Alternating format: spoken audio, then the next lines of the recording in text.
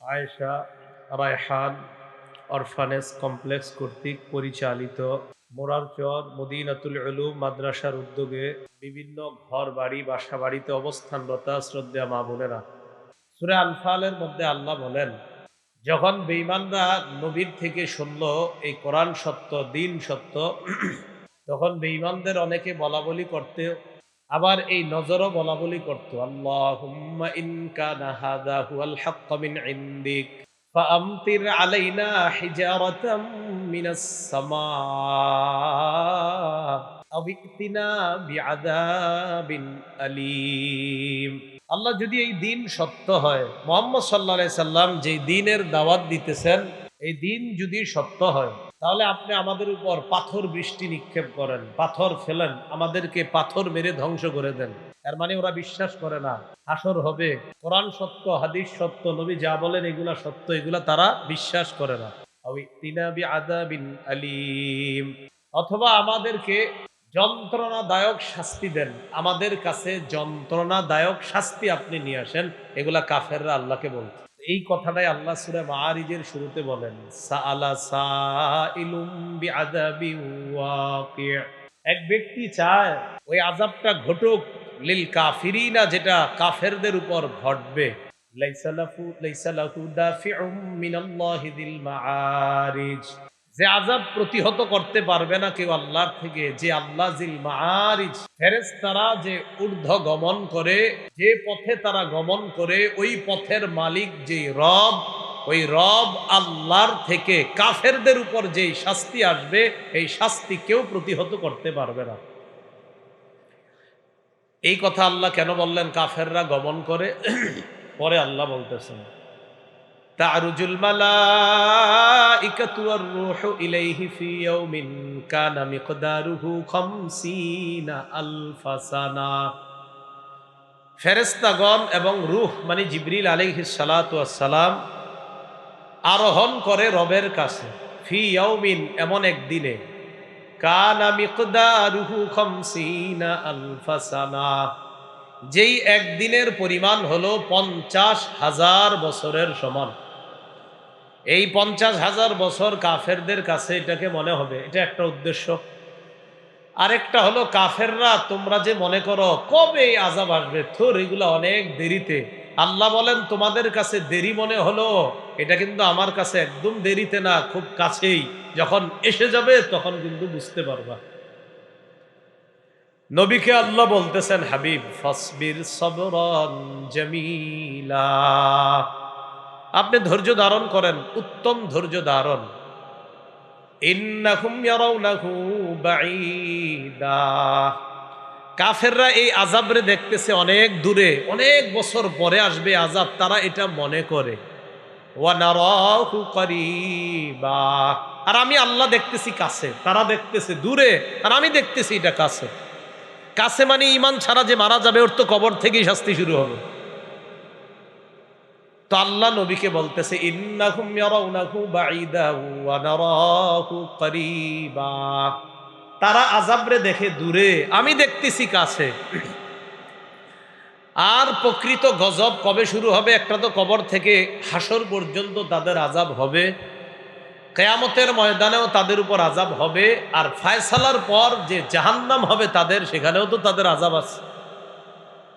আল্লাহ বলেন, ইয়াউমা তাকুনুস সামাউ কাল মুহল ওয়া তাকুনুল জিবালু কাল ঈদ, যেদিন আসমান হয়ে যাবে গলিত তামার মতো, যেদিন আসমান হয়ে যাবে গলিত তামার মতো অথবা গলিত ধাতুর মতো, ওয়া তাকুনুল জিবালু কাল ঈদ, পাহাড়গুলা হয়ে যাবে ধ্বনিত রঙিন পশমের মতো।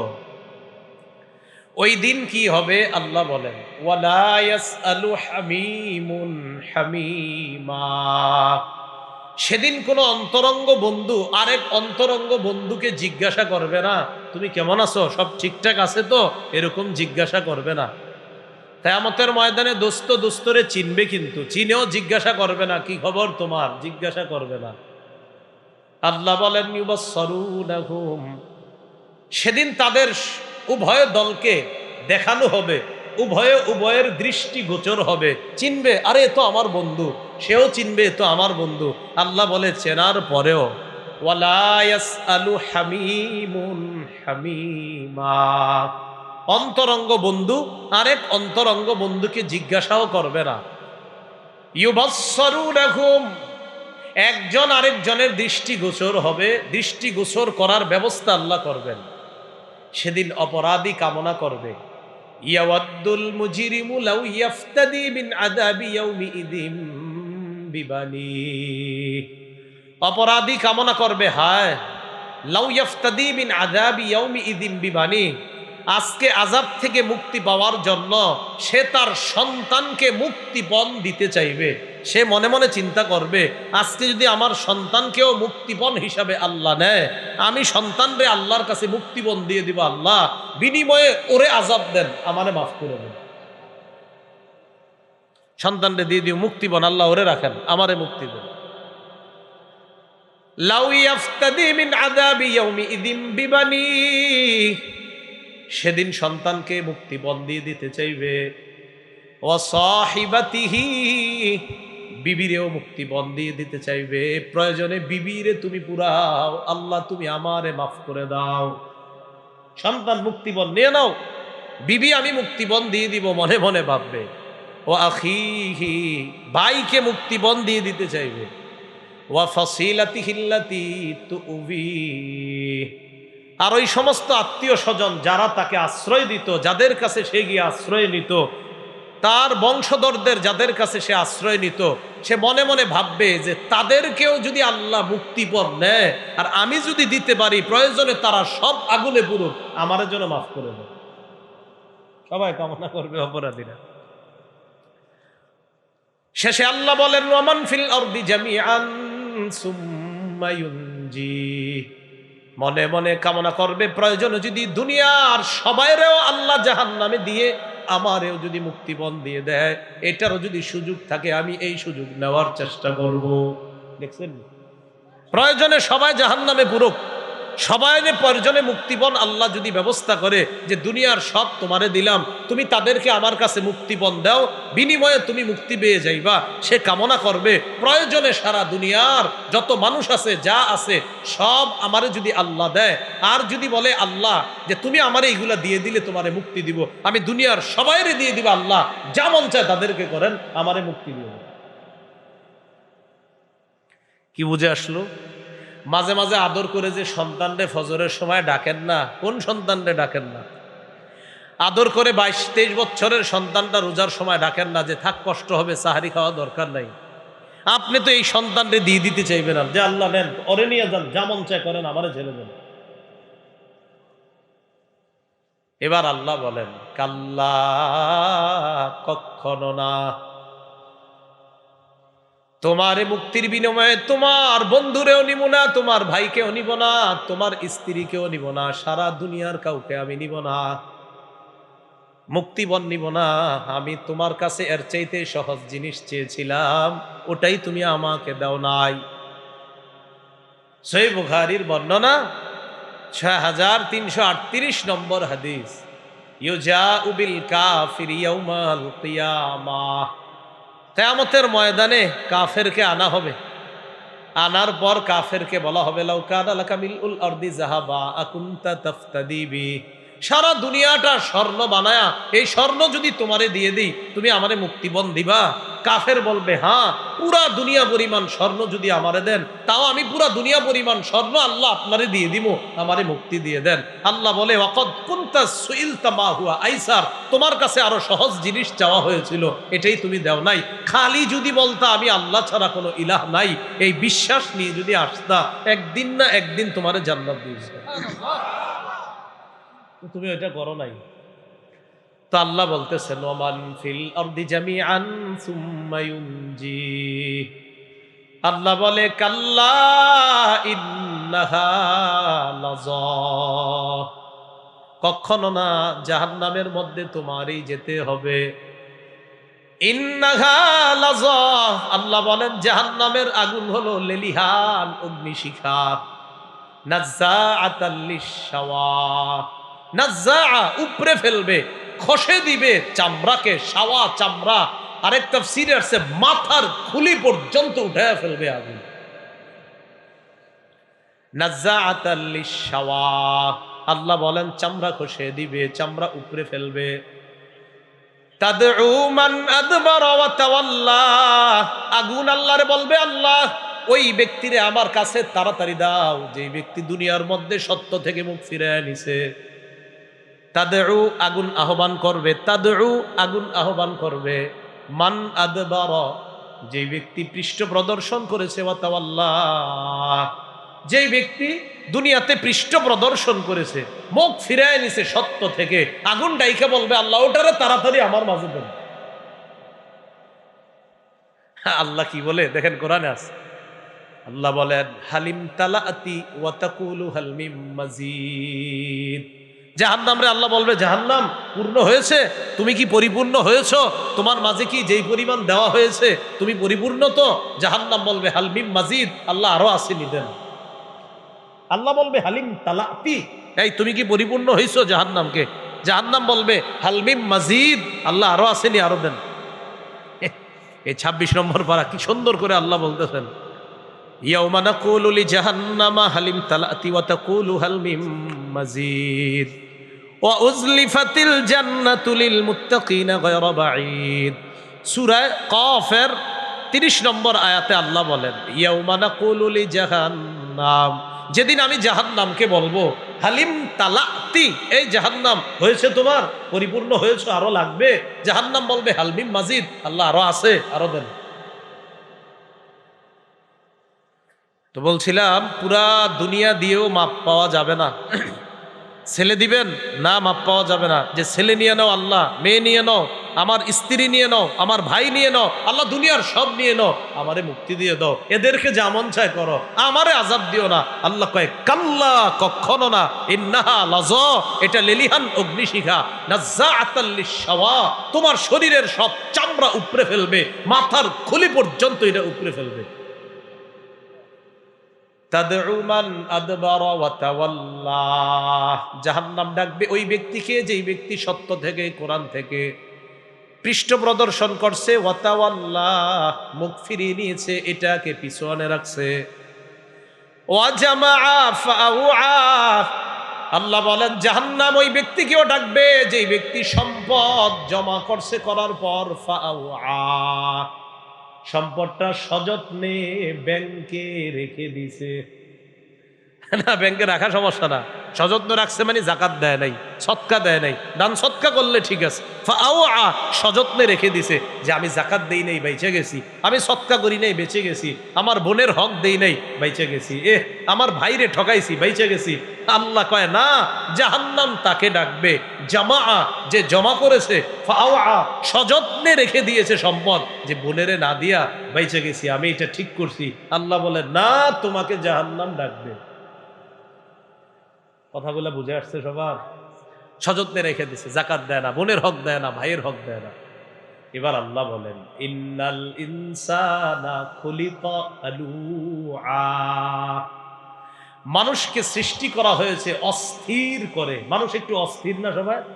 আরে থুর, এরকম না, মানুষ অস্থির, অস্থির রূপে সৃষ্টি করা হয়েছে।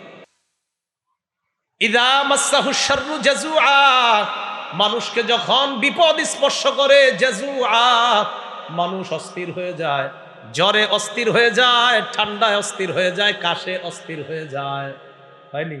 অস্থির, চোর ভাল লাগে না, কারেন্ট 10 মিনিট না থাকলে কি অবস্থা হয়, এখন মেজাজটা মন খারাপ লাগে, কি হয়নি? অস্থির।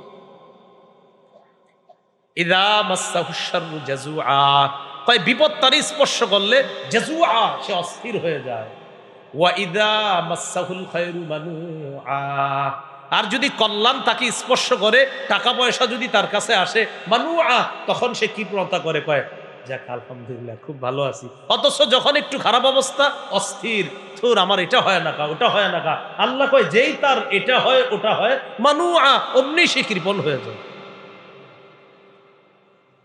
তবে এবার সুন্দর করে আল্লাহ বলতেছে ইল্লাল মুসাল্লিন আল্লাযীনা হুম আলা সালাতিহিম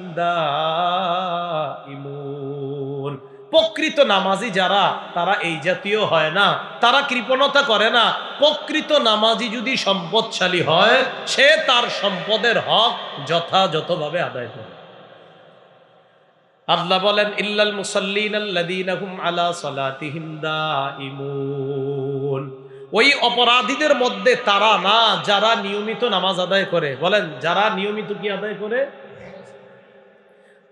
আল্লাযীনা হুম আলা সালাতিহিম দাঈমুন ওয়াল্লাযীনা ফী আমওয়ালিহিম হাক্কুম মা'লুম লিস-সাইলি ওয়াল মাহরুম। যারা নিয়মিত নামাজ আদায় করে, যাদের সম্পদের মধ্যে নির্ধারিত হক রয়েছে, লিস-সাইলি যে চায় তার জন্য, ওয়াল মাহরুম এবং বঞ্চিত ব্যক্তির জন্য। পার্থক্য কি? সাইল বলা হয় যে চায়, মাহরুম বলা হয় যে লজ্জায় চায় না কিন্তু তার দরকার। সাইল বলা হয় যার দরকারও আছে আবার চায়ও। সাইল বলা হয় যার দরকার, অভাবে আছে, আবার মানুষের কাছেও চায়। মাহরুম বলা হয় যে অভাবে আছে কিন্তু চায় না, লজ্জায় কাউরে বলে না। টাকাওয়ালাদের উচিত তাদেরকে খুঁজে খুঁজে বের করে চুপে চুপে তাদেরকে সহযোগিতা করে। তো আল্লাহ বলছেন, ইল্লাল মুসাল্লিন আল্লাযীনা হুম আলা সালাতিহিম দাঈমুন ওয়াল্লাযীনা ফী আমওয়ালিহিম হাক্কুম মা'লুমুল লিস-সাইলি ওয়াল মাহরুম। তাদের সম্পদের মধ্যে নির্ধারিত হক আছে, যারা চায় তাদের জন্য, যারা বঞ্চিত তাদের জন্য। বঞ্চিত কারা?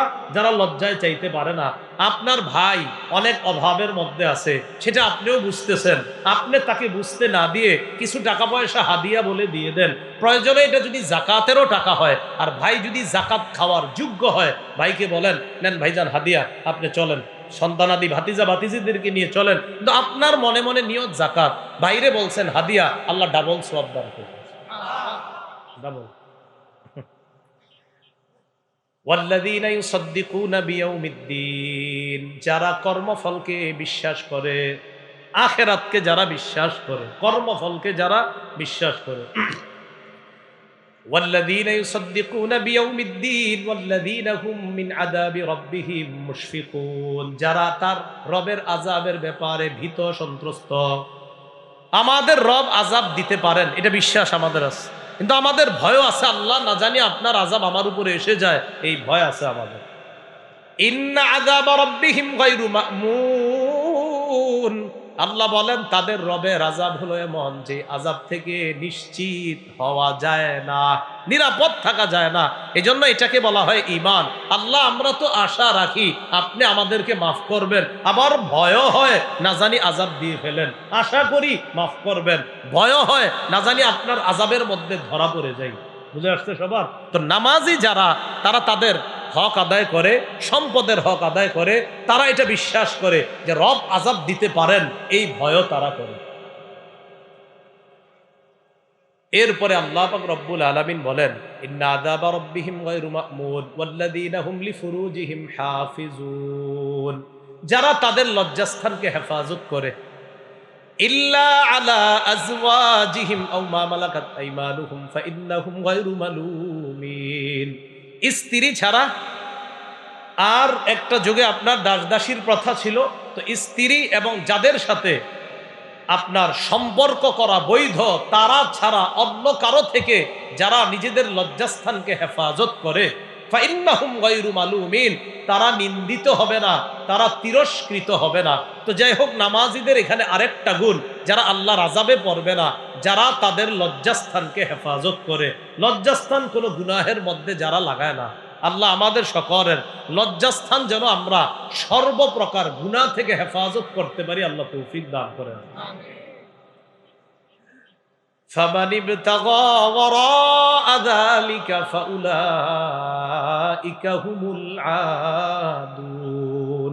আল্লাহ বলেন, স্ত্রী ছাড়া কেউ যদি অন্য কোথাও তার লজ্জাস্থান ব্যবহার করার নিয়ত করে, আশা করে, কামনা করে, বা অন্য কোথাও সে কোনো খারাপ কাজ করার চেষ্টা চালায়, আল্লাহ বলেন তারা সীমা লঙ্ঘনকারী। বলেন তারা কি? ক্বালা রাসূলুল্লাহ সাল্লাল্লাহু আলাইহি ওয়াসাল্লাম, আল্লাহ নবী বলেন, আল আইনানি তাজনিয়ান, দুই চোখ জিনা করে। বলেন দুই চোখ, ফাজিনাহুমা আন-নাস, দুই চোখের জিনা হলো দেখা। ওয়া জিনাল লিসান আল মানতিক, জিহ্বার জিনা হলো কথা বলা, ওয়া জিনাল ইয়াদ আল বাত, হাতের জিনা হলো স্পর্শ করা। তাহলে চোখের জিনা দেখা, জিহ্বার জিনা কথা বলা, হাতের জিনা স্পর্শ করা। আপনি রাতের বেলা ঘন্টার পর ঘন্টা যার সাথে কথা বলা আপনার বৈধ নয়, হারাম, তার সাথে আপনি যে এতক্ষণ কথা বললেন, এতে আপনার কানের জিনা হচ্ছে, জিহ্বার জিনা হচ্ছে। পাশাপাশি রাসূল বলেন ওয়ান নাফসু তামান্না ওয়া তাশতাহি, অন্তর কল্পনা করে, এটা অন্তরের জিনা। তাহলে স্ত্রী ছাড়া কেউ অন্য কোথাও অবৈধ পন্থায় যদি অন্য কাউকে কামনা করে বা অন্য কোথাও তার লজ্জাস্থান ব্যবহার করে, এটা সীমা লঙ্ঘন। বলেন সবাই, কি সীমা লঙ্ঘন? এই জন্য অভিভাবক যারা আছেন আপনারা একটু খবরদারি করবেন। সন্তানরে এমন জিনিস কিনা দিছেন, ওইটা রাত 10টা 11টার পরে দেখবেন দরজা লাগায়া দেয়, আর খোলে না। আপনি ভাবছেন তাহাজ্জুদ পরে ভিতরে, আপনি জানেন না। খুব সতর্কতা অবলম্বন করা। হয়তো তাহাজ্জুদ পরে ভাবেন না হয় অঙ্ক মিলাইতেছে, যে ছেলেটা অঙ্ক করতেছে খুব, তো রেজাল্টের এই অবস্থা হয়তো। হ্যাঁ, আল্লাহ আমাদেরকে বুঝার তৌফিক দান করেন। তা আল্লাহ বলেন ওয়াল্লাযীনা হুম লিআমানাতিহিম ওয়া আহদিহিম রাউন, যারা তাদের আমানত এবং অঙ্গীকার রক্ষা করে, আমানত রক্ষা করে, অঙ্গীকার রক্ষা করে। ওয়াল্লাযীনা হুম বিশাহাদাতিহিম কায়িমুন, যারা ন্যায়ের পক্ষে সাক্ষ্য নিয়ে উপস্থিত হয়ে যায়, ইনসাফের পক্ষে যারা সাক্ষী দেয়। বলেন এটা কিসের পক্ষে? ইনসাফ। যারা ইনসাফের পক্ষে সাক্ষী দেয়। ওয়াল্লাযীনা হুম বিশাহাদাতিহিম কায়িমুন, যারা ইনসাফের পক্ষে সাক্ষী দেয়। ওয়াল্লাযীনা হুম আলা সালাতিহিম ইউহাফিজুন। এই কথাটার আলোচনা করার জন্য এই সবগুলো কইতেছি। শেষে যেটা কইলাম ওয়াল্লাযীনা হুম আলা সালাতিহিম ইউহাফিজুন, যারা তাদের নামাজগুলা আদায়ে যত্নবান হয়। নামাজ আদায়ে কি হয়? বলেন সবাই, কি হয়? যত্নবান। কথার কথা, আজকে আপনাদের মাহফিলে আসলাম, এখন এশার নামাজ আছে, এর আগে ছিল মাগরিবের নামাজ। এখন যারা ভলান্টিয়ার ছিলেন আপনারা, আমি বলছি না নাউজুবিল্লাহ, কথার কথা, ভলান্টিয়ার ভাইদের যেন এমন না হয় যে হুজুরে রিসিভ করার টেনশনে আজকে মাগরিবও পড়ি না, এশাও পড়ি না। কথার কথা, এটা এরকম হয় যে না। বুঝাইলাম আর কি, যে নামাজের প্রতি যত্নবান মানে কি। কেন আপনার আগামীকাল আমি প্রশ্ন করলাম, আচ্ছা গতকালকে মাগরিব এশা পড়েছেন, হুজুরে রিসিভ করতে গিয়া মাগরিব আর এশা পড়তে ভুলে গেছে। হ্যাঁ, তা আপনি তো নামাজের প্রতি যত্নবান হলেন না। হুজুর পরে নামাজ আগে, হ্যাঁ, পুরা দুনিয়া পিছনে নামাজ আগে, আপনি কি করলেন? বিষয়টা বুঝাইতে চাইলাম, নামাজের প্রতি যত্নবান হওয়া। কোরবানির দিন জোহরের পর আসরের সময় হয়ে গেছে, আপনারা জিজ্ঞাসা করলো কি ব্যাপার তোমার, আজকে জোহরে মসজিদে দেখলাম না? গোস্ত কুটতে কুটতে ভুলে গেছি জোহর। কি হইল ঘটনা? ওয়াল্লাযীনা হুম আলা সালাতিহিম ইউহাফিজুন। আলামিন বলেন, সাধারণত নামাজের ক্ষেত্রে অলসতা যারা করে তারা হলো মুনাফিক। কারা? বলেন সবাই। বুঝলাম না, আওয়াজটা দিয়ে আসতে হয়ে যায় সবার। নামাজে যারা অলসতা করে তাদেরকে আল্লাহ কোরআনে কি বলছে? সমস্যা না, আপনারা সবাই, আপনারা, আমি তো বিশ্বাস আছে সবাই নামাজ পড়েন। বাকি মসজিদে পড়েন না কেন? ওই যে সাপ আর কুকুরের ভয় হয়তো মসজিদে যান না, আপনি বাসায় তো পড়েন, তো বিশ্বাস আছে। সূরা নিসার 142 নম্বর আয়াতে আল্লাহ বলেন, ইন্নাল মুনাফিকিনা ইউখাদিউনাল্লাহা ওয়া হুয়া খাদিউহুম ওয়া ইযা কামু ইলাস সালাতি কামু কুসালা ইউরাউনান নাস ওয়া লা ইয়াযকুরুনাল্লাহা ইল্লা কালিলা।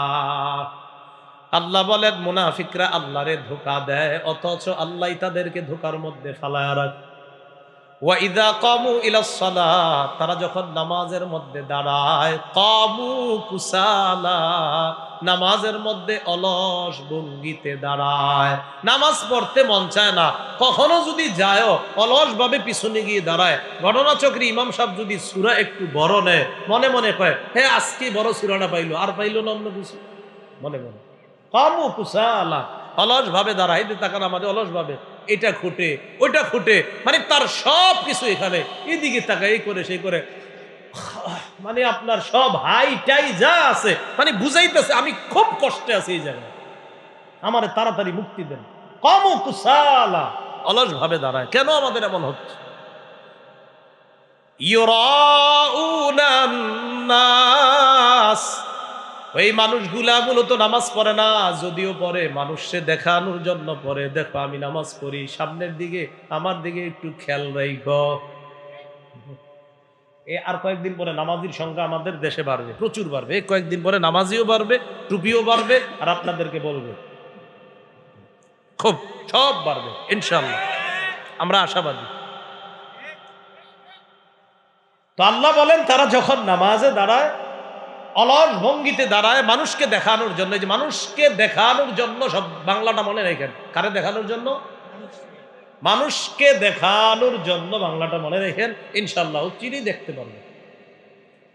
ওয়ালা ইয়াযকুরুনাল্লাহা ইল্লা কালিলা, তারা আল্লাহর বেশি জিকির করে না, আল্লাহরে বেশি স্মরণ করে না।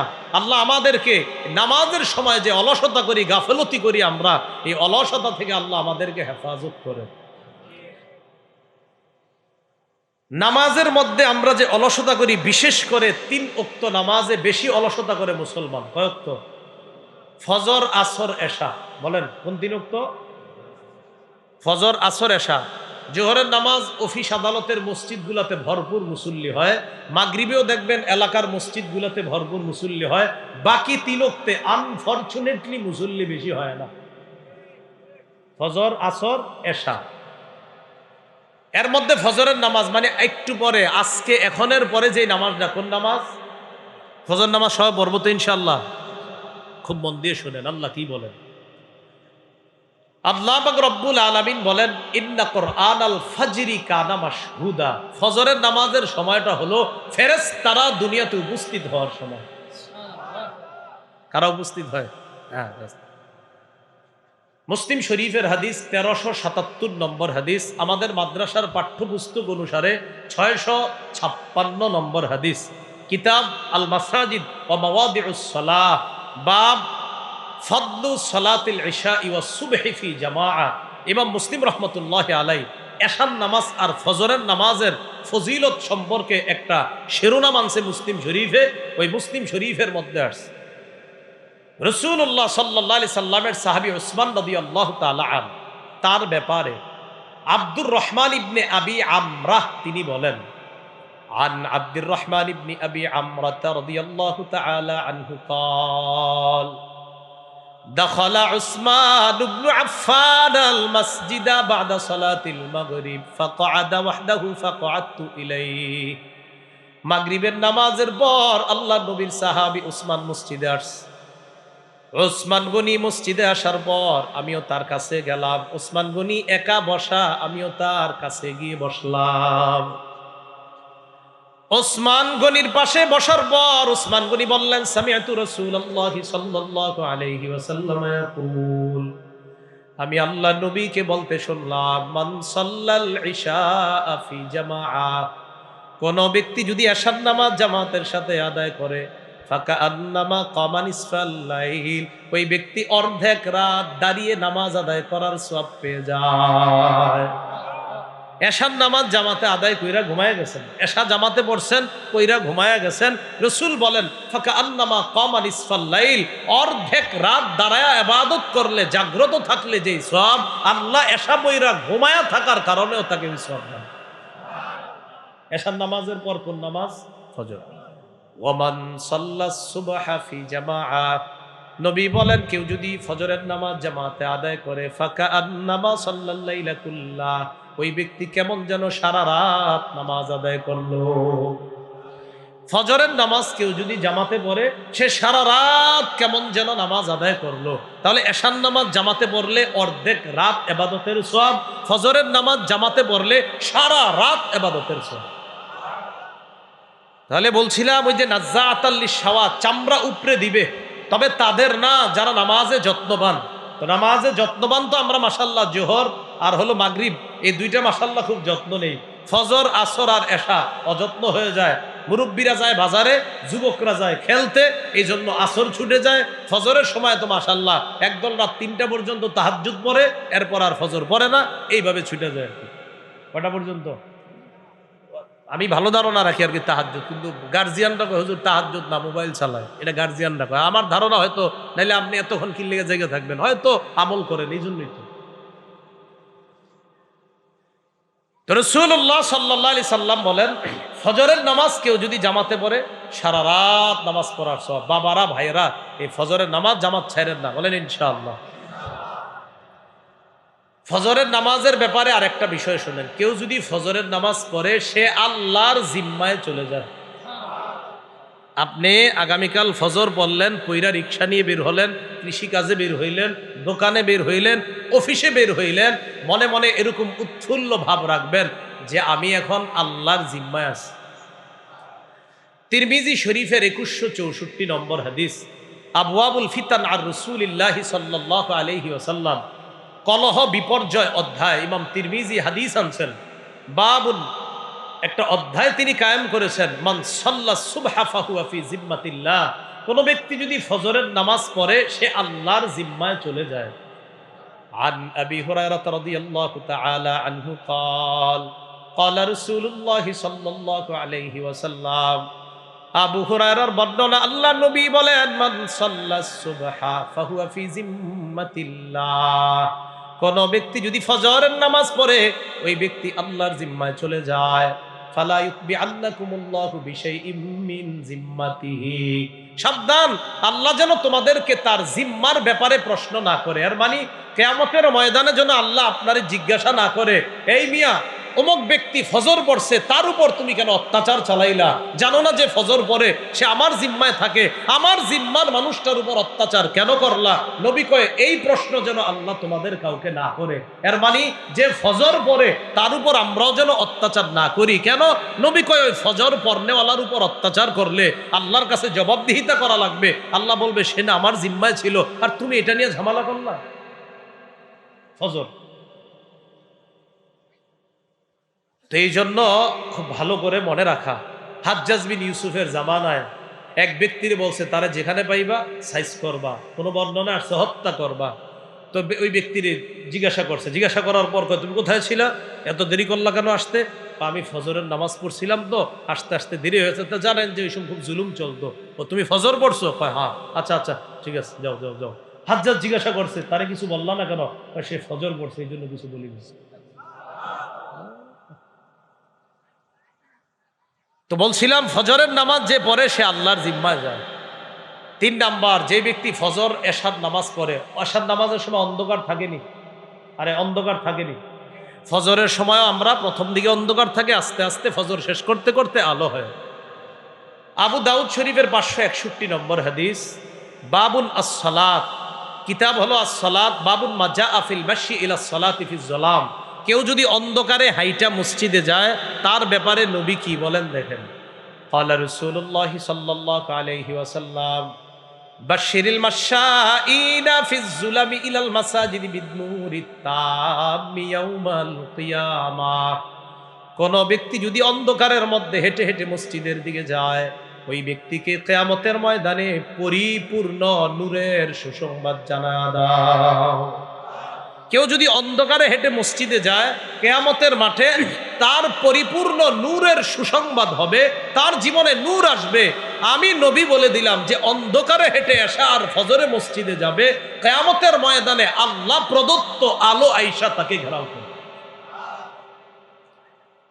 ফজরের ব্যাপারে চতুর্থ একটা কথা শুনেন, মুসলিম শরীফের হাদিস 1322 নম্বর হাদিস, মাদ্রাসা পাঠ্যপুস্তক অনুসারে 634 নম্বর হাদিস, কিতাব মাওয়াদিউস সালাহ আল মাসাজিদ ও মাওয়াদিউস সালাহ, এই জায়গায় আনছে ইমাম মুসলিম রহমতুল্লাহি আলাইহি। ক্বালা রাসূলুল্লাহ সাল্লাল্লাহু আলাইহি ওয়াসাল্লাম, নবীজি বলেন, লাইয়ালি জান্নার আহাদুন সাল্লা ক্বাবলা তুলুইশ শামসি ওয়া ক্বাবলা গুরুবিহা, বলেন আমার সাথে সবাই বলেন, কিছুতেই, বলেন ওই ব্যক্তি জাহান্নামে যাবে না যে সূর্য উঠার আগের নামাজ এবং সূর্য ডুবার আগের নামাজ পড়ে। সূর্য উঠার আগের নামাজ কি? ফজর। আর সূর্য ডুবার আগের নামাজ? বাকি 3 ওয়াক্ত পড়বেন না, ওটি তো পড়তেই হবে। আর এটা গুরুত্ব যে সূর্য উঠার আগের নামাজ আর সূর্য ডুবার আগের নামাজ যে পড়ে, নবী বুঝায় অন্যগুলো তো তার জন্য সহজ, আর এই 2 ওয়াক্ত যে গুরুত্ব দিয়ে পড়বে, আমি নবী বলে দিলাম কিছুতেই সে জাহান্নামে প্রবেশ করবে। আর একটা বর্ণনা শোনেন, 5 নম্বর, সহিহ বুখারীর 574 নম্বর হাদিস। এই হাদিসের মধ্যে আসছে ক্বালা রাসূলুল্লাহ সাল্লাল্লাহু আলাইহি ওয়াসাল্লাম মান সাল্লাল বারদাইন দাখালাল জান্নাহ। কোন ব্যক্তি যদি শীতল 2টা নামাজ পড়ে, 2টা ঠান্ডার নামাজ পড়ে, কিসের নামাজ? ঠান্ডা। কোন ব্যক্তি যদি 2 ঠান্ডার নামাজ পড়ে, একটা হলো ফজরের নামাজ আর একটা হলো আসরের নামাজ। ফজরের সময় আবহাওয়া ঠান্ডা, আসরের সময়ও আবহাওয়াটা ঠান্ডার দিকে চলে যায়। নবী বললেন কোন ব্যক্তি যদি 2 ঠান্ডার নামাজ পড়ে, একটা হলো ফজর আর একটা হলো আসরের নামাজ, দাখালাল জান্নাহ, ওই ব্যক্তি আল্লাহর জান্নাতে প্রবেশ করবে। তাহলে কয় ঠান্ডার নামাজ? 2 ঠান্ডা। সকালবেলা হাওয়া হয় না, ভোরের হাওয়া, এই হাওয়াটা আমরা নিব। এই হাওয়া তো নেওয়ার সুযোগও হয় না। ওই যে বললাম কেমনে হইব সুযোগটা? ঘুমেরতেই তো ওঠে না। আরে ঘুমেরতে ওঠে না তো সুযোগ হইব কেমনে হাওয়া নেওয়ার? সহিহ বুখারীর বর্ণনা 3343 নম্বর হাদিস। ক্বালা রাসূলুল্লাহ সাল্লাল্লাহু আলাইহি ওয়াসাল্লাম, নবী বলেন নুসিরতু বিস-সাবা ওয়া উহলিকাত আদুন বিদ-দাবুর। আল্লাহ নবী বলেন ভোরের হাওয়া দ্বারা আমাকে সাহায্য করা হয়েছে, পশ্চিমের ঠান্ডা বাতাস দ্বারা আদ জাতিকে ধ্বংস করা হয়েছে, আর ভোরের হাওয়া দ্বারা আমি নবী মুহাম্মদ সাল্লাল্লাহু আলাইহি সাল্লামকে সাহায্য করা হয়েছে। তাহলে ভোরের হাওয়াটা নেওয়া দরকার নেই। ফজরের পরের হাঁটাটা, আপনার গ্রামে যারা আছেন আপনারা তো ভালো আছেন, শহরে তো আর এই ভালো হাওয়া তো পাওয়া যায় না। ভোরের হাওয়াটা এটা জরুরি। তিরমিজি শরীফের 1212 নম্বর হাদিস। ক্বালা রাসূলুল্লাহ সাল্লাল্লাহু আলাইহি ওয়াসাল্লাম আল্লাহুম্মা বারিক লি উম্মতি ফি বুকুরিহা। নবীজি বলেন আল্লাহ আমার উম্মতের সকাল বেলার যে সময়টা, এই ভোর বেলার সময়টাতে আপনি ভরপুর বরকত দিয়ে দেন। এই জন্য হেফজোখানার পোলাপানগুলো 3:30 4টায় উঠে কেন পড়ায়? ওই টাইমে মেধা শার্প থাকে, মেধা ভালো থাকে, পড়াটা দ্রুত মুখস্থ হয়ে যায়। ওই যে ওই সময় নবীজি বরকতের দোয়া করছে। তাহলে বলেন ফজর পড়বো তো ইনশাআল্লাহ? ফজর পড়ার পরে ঘুমাবেন না, ফজর পড়ার পরে কিছুক্ষণ ভোরের হাওয়াটা নিবেন, বরকত নিবেন, হাইটা হাইটা তাসবিহ পড়বেন, সুবহানাল্লাহ আলহামদুলিল্লাহ পড়বেন। এইভাবে দিনটা শুরু করব। সকলে বলেন ইনশাআল্লাহ। সহিহ বুখারীর বর্ণনা 657 নম্বর হাদিস। 2টা নামাজ মুনাফিকদের জন্য ভারী। বলেন কয়টা নামাজ? আরো জোরে, আরো জোরে। 2টা নামাজ কাদের জন্য ভারী? একটা ফজর আর একটা এশা। বলেন একটা ফজর আর একটা। ক্বালা রাসূলুল্লাহ সাল্লাল্লাহু আলাইহি ওয়াসাল্লাম লাইসা সালাতুন আসকালা আলাল মুনাফিকিনা মিনাল ফাজরি ওয়াল ইশা। নবীজি বলেন মুনাফিকদের কাছে 2টা নামাজের চাইতে আর ভারী কিছু নাই। একটা হলো ফজরের নামাজ আর একটা হলো এশার নামাজ। নবী বলেন লাউ ইয়ালামুনা মা ফিহিমা, আমরা যদি জানতাম, নবী বলেন মানুষ যদি জানতো ফজরের নামাজ আর এশার নামাজে কি ফায়দা, মানুষ যদি জানতো ফজর আর এশার নামাজে কি উপকার, লাআতাউহুমা ওয়ালাউ হাবওয়া, মানুষ হামাগুড়ি দিয়ে হলেও ফজর আর এশার নামাজে উপস্থিত হয়। হামাগুড়ি কারে কয় আগে বলি। এই গ্রামগঞ্জে যেন দেখছেন না আপনারা, শহরে দেখা যায় ওই অনেক মানুষ হাঁটতে পারে না, প্যারালাইজ। এই বেচারা পিছনে কিছু একটা লাগায়া ওই রাস্তার মধ্যে আপনার এভাবে হেঁচড়াইতে হেঁচড়াইতে আপনার ভিক্ষা করে, মানুষের কাছে সাহায্য চায়, এরকম দেখছি না আমরা। নবীজি বলেন মানুষ যদি জানতো ফজর আর এশার নামাজের উপকারিতা কি, তাহলে এইভাবে তার নিতম্বটা মাটির মধ্যে লাগায়া হলেও, হামাগুড়ি দিয়ে হলেও সে মসজিদে গিয়ে ফজর আর এশার নামাজ পড়ে। তাহলে ফজর এশার নামাজ কাদের জন্য জান ভারী? যদি জানতো মুনাফিকরা ফজর এশার নামাজে কি ফায়দা, তাহলে গড়াগড়ি করে হলেও নামাজে আদায় করতো নামাজ। তো যাই হোক, আপনারা মসজিদে, তো আমি বলবো মসজিদে গিয়ে পড়েন, এরপরেও যদি না যান কিন্তু ঘরে কিন্তু নামাজটা পড়েন, নামাজ ছাইরেন না, নামাজ কিন্তু পড়বেন। আল্লাহ তৌফিক দান করেন। সহিহ বুখারীর আরেকটা বর্ণনা শুনি, 555 নম্বর হাদিস। এই হাদিসের মধ্যে আসছে ক্বালা রাসূল 655 নম্বর হাদিস। এই হাদিসের মধ্যে আসছে ক্বালা রাসূলুল্লাহ সাল্লাল্লাহু আলাইহি ওয়াসাল্লাম নবীজি সাল্লাল্লাহু আলাইহি সাল্লাম বলেন, ইয়াতাআকাবুনা ফীকুম মালাইকাতুন বিল-লাইলি ওয়া মালাইকাতুন বিন-নাহার। তোমাদের কাছে পালাক্রমে দুই দল ফেরেশতা আছে। বলেন আমাদের কাছে দৈনিক পালাক্রমে কয় দল ফেরেশতা আছে? মালাইকাতুন বিল-লাইলি ওয়া মালাইকাতুন বিন-নাহার। একদল রাতের ফেরেশতা আর একদল দিনের ফেরেশতা। রাতের ফেরেশতা আর দিনের ফেরেশতারা ইয়াজতামিউনা ফি সালাতিল আসরি ওয়া সালাতিল ফাজরি। রাতের ফেরেশতা আর দিনের ফেরেশতারা তারা কি করে? আসর আর ফজরের সময় মোটামুটি তাদের সাক্ষাৎ হয়ে যায়, মানে একদল যায় আর একদল আসে, তখন তাদের সাথে সাক্ষাৎ হয়। সুম্মা ইয়ারজুল্লাযীনা বাতু ফীকুম। রাত্রে যেই ফেরেশতারা থাকে, যেমন আজকে রাত্রে যে ফেরেশতারা আছে এখন আমাদের দায়িত্বে, এই ফেরেশতারা যখন আল্লাহর কাছে যায়, যাওয়ার পর আল্লাহ আমাদের ব্যাপারে জানে, এরপরেও আল্লাহ তাদেরকে বলে কাইফা তারাকতুম ইবাদি। ও আচ্ছা, আরেকটু বলি, ফেরেশতাদের সাক্ষাৎ হয় আসরের সময়। বলেন কখন? আসর। দুই দল ফেরেশতার সাক্ষাৎ হয় কখন? আসর। তো আসরের সময় একদল আসে আর একদল চলে যায়। তো রাত্রে যারা থাকে তারা যখন আল্লাহর কাছে যায়, আল্লাহ বলে কাইফা তারাকতুম ইবাদি, আমার বান্দাগুলারে কি অবস্থায় রেখে আসছো? ফেরেশতারা জবাব দেয়, আল্লাহ তারাকনাহুম ওয়া হুম ইউসাল্লুনা আতাইনাহুম ওয়া হুম ইউসাল্লুনা। আল্লাহ এদের কাছে যখন গিয়েছি তখনও দেখি নামাজ পড়ে, যখন রাইখা আসলাম তখনও দেখি নামাজ পড়ে। এই জন্য এটা নামাজ পড়লেই না তো আমরা তো খেলি আসরের সময় গিয়ে করবো খেলে, এটা তো ঠিক হইলো না। খেলা ঠিক আছে, খেলাধুলা বাচ্চারা খেলে, কিন্তু নামাজটাও তো ঠিক রাখতে হবে। বাচ্চারা খেলাধুলা করে ঠিক আছে, কিন্তু যে বালেক যারা, তাদের নামাজ ঠিক থাকতে হবে না? তো আপনি নামাজের খেলার কারণে নামাজ ছেড়ে দিতে পারেন না। আল্লাহ আমাদের সকলকে কথাগুলা বুঝার তৌফিক দান করেন। প্রতিদিন হজ উমরার সওয়াব কারা কারা চাই? চাই না সবাই? তিরমিজি শরীফের বর্ণনা 586 নম্বর হাদিস। ক্বালা রাসূলুল্লাহ সাল্লাল্লাহু আলাইহি ওয়াসাল্লাম, রাসূলুল্লাহ সাল্লাল্লাহু আলাইহি সাল্লাম বলেন, মান সাল্লা সুবহা ফি জামাআ, কোন ব্যক্তি যদি ফজর জামাতে পড়ে, ওয়া ফি রিওয়ায়া মান সাল্লাল গাদাতা ফি জামাআ, কেউ যদি ফজরের নামাজ জামাতে পড়ে, মনে রাখেন নিয়মটা, ফজরের নামাজ জামাতে পড়ার পর সুম্মা ক্বাদা ইয়াজকুরুল্লাহ হাত্তা তাতলুআ আশ-শামস, সূর্য ওঠা পর্যন্ত বৈশা বৈশা জিকির করে। ফজর জামাতে পড়ছে, সূর্য ওঠে নাই, তো মসজিদে বৈশা রয়েছে, আল্লাহ সুবহানাল্লাহ আলহামদুলিল্লাহ, বা কোরআন তেলাওয়াত করতেছে বা তালিম শুনতেছে, অর্থাৎ দ্বীনি কাজের মধ্যে আছে সে সূর্য ওঠা পর্যন্ত। সুম্মা সাল্লা রাকাতাইন, এরপর 2 রাকাত ইশরাকের নামাজ যদি পড়ে, তাহলে ফজর নামাজ জামাতে পড়ার পর বসে আছে সূর্য ওঠার অপেক্ষায়, জিকির আজকার চালাইতেছে। এরপর সূর্য ওঠার কিছুক্ষণ পর আপনার 2 রাকাত ইশরাকের সালাত আদায় করছে, করার পর নবীজি বলেন কানাত লাহু কাজরি হাজ্জাতিন ওয়া উমরাতিন। ক্বালা রাসূলুল্লাহ সাল্লাল্লাহু আলাইহি সাল্লাম তাম্মাতিন তাম্মাতিন তাম্মাতিন। নবীজি বলেন ওই ব্যক্তির আমল নামায় পরিপূর্ণ একবার, পরিপূর্ণ 2 বার, পরিপূর্ণ 3 বার, নবী 3 বার বলছে পরিপূর্ণ শব্দটা, তার আমল নামায় পরিপূর্ণ একটা হজ একটা উমরার সওয়াব দেওয়া। এটা কিমনে হইব? ফজরের নামাজ তো পড়তে হইব।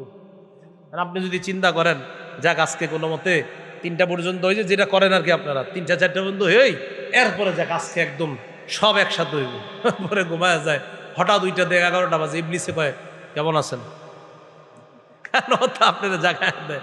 আল্লাহ আমগরে হেফাজত করেন। রাসূলুল্লাহ সাল্লাল্লাহু আলাইহি সাল্লামের সাহাবী ওমর ইবনুল খাত্তাবের বর্ণনা, তিনি বলেন একবার একটা দলকে নবীজি সাল্লাল্লাহু আলাইহি সাল্লাম যুদ্ধে পাঠাইছে। আল্লাহ রাসূলুল্লাহ সাল্লাল্লাহু আলাইহি সাল্লাম বাসান একটা দল পাঠাইছে। পাঠানোর পর ফাসরাউর রাজআতা, তারা দ্রুত ফিরে আসছে। তারা ফিরে আসার পর ফাকালা রাজুলুম মিম্মান লাম ইয়াখরুজ, সাহাবীদের মধ্য থেকে এক ব্যক্তি যে যুদ্ধে যায় নাই, তিনি বললেন বাবা এত তাড়াতাড়ি তারা চলে আসছে, মা রাআইনা বাসান, আমি আমার জীবনে এমন দল দেখি নাই, আফজলা গানিমা ওয়া আসরা রাজআতান, তাদের চাইতে এত দ্রুত আসতে আর এত দ্রুত সময়ের মধ্যে এত গনিমতের মাল নিয়ে আসতে আমি আর দুনিয়ার অন্য কোনো দলকে দেখি নাই। এটা এক সাহাবী বললেন যিনি জিহাদে যায় নাই। নবীজি বললেন থামো, তোমার কি এর চাইতে আরো দামি গনিমতের সম্পদ উপার্জন হয় এমন কিছু বলবো তুমি করে? সাহাবীরা অবাক, জি হুজুর বলেন। নবীজি বলেন, আলা আদুল্লুকুম আলা কওমিন আফজালু গনিমাতান ওয়া আসরাউ রাজআ। আমি কি তোমাদেরকে এমন এক দলের ব্যাপারে বলবো না, যারা গনিমতের দিক দিয়েও বেশি, আবার দ্রুত ফিরে আসলে যে সওয়াব এটার দিক দিয়েও বেশি। হুজুর এটা আবার কারা? নবীজি বলেন, কওমুন শাহিদু সালাতাস সুবহি, ওই দল যারা ফজরের নামাজে যায়, যাওয়ার পর সুম্মা জালাসু ইয়াজকুরুন আল্লাহ, ফজর নামাজ পড়ার পর সূর্য ওঠা পর্যন্ত তারা আল্লাহর জিকির করে, এইভাবে তারা বসে থাকে। ফজর পড়ছে, পড়ার পর আল্লাহর জিকিরে ব্যস্ত আছে, এরপর সূর্য উঠলো, নামাজ পড়ে তারা চলে আসলো, ফিরে আসলো।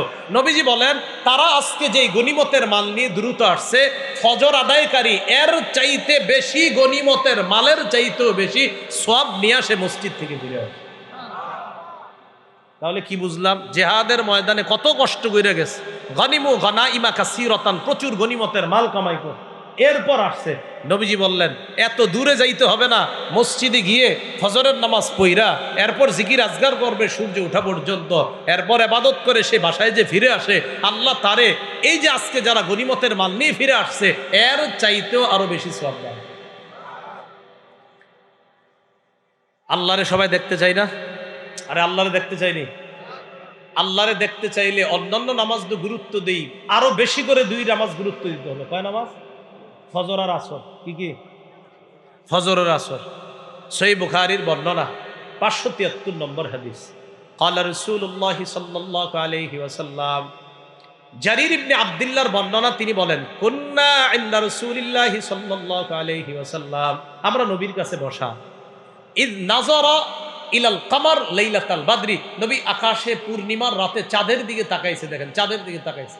তো তাকানোর পর নবীজি বলেন, আচ্ছা শোনো তোমরা, আমা ইন্নাকুম সাতারাউনা রাব্বাকুম কামা তারাউনা হাযা, তোমরা যে এই যে পূর্ণিমার রাতের চাঁদটা যেমন স্পষ্ট দেখতেছো, আল্লাহরও এইভাবেই স্পষ্ট দেখবা। এরপরে নবীজি বলেন, লা তুযাম্মুনা আও তুদারুনা ফি রুয়াতিহি, আল্লাহরে দেখতে সেদিন ভিড় করতে হবে না, সুন্দরভাবেই তোমরা আল্লাহরে দেখতে পাবা। এবার আল্লাহ নবী বলেন, যদি তোমরা পারো দুইটা নামাজে অলসতা করবা না। নবীজি বলেন, শোনো তোমরা, ফাইন ইসতাতাতুম আল্লা তুগলাবু আলা সালাতিন ক্বাবলা তুলুইশ শামসি ওয়া ক্বাবলা গুরুবিহা, দুইটা নামাজ যেন তোমাদেরকে পরাজিত করতে না পারে। কয় নামাজ? এক নাম্বার সূর্য ওঠার আগে ফজরের নামাজ, আর একটা সূর্য ডুবার আগে আসরের নামাজ। এই দুই নামাজ যেন তোমাদেরকে পরাজিত করতে না পারে। এর মানে এই দুইটা ছাড়বা না। আমাদের মা বোনরাও রান্না করতে গিয়ে আসরের নামাজটা দেরি করে ফেলে।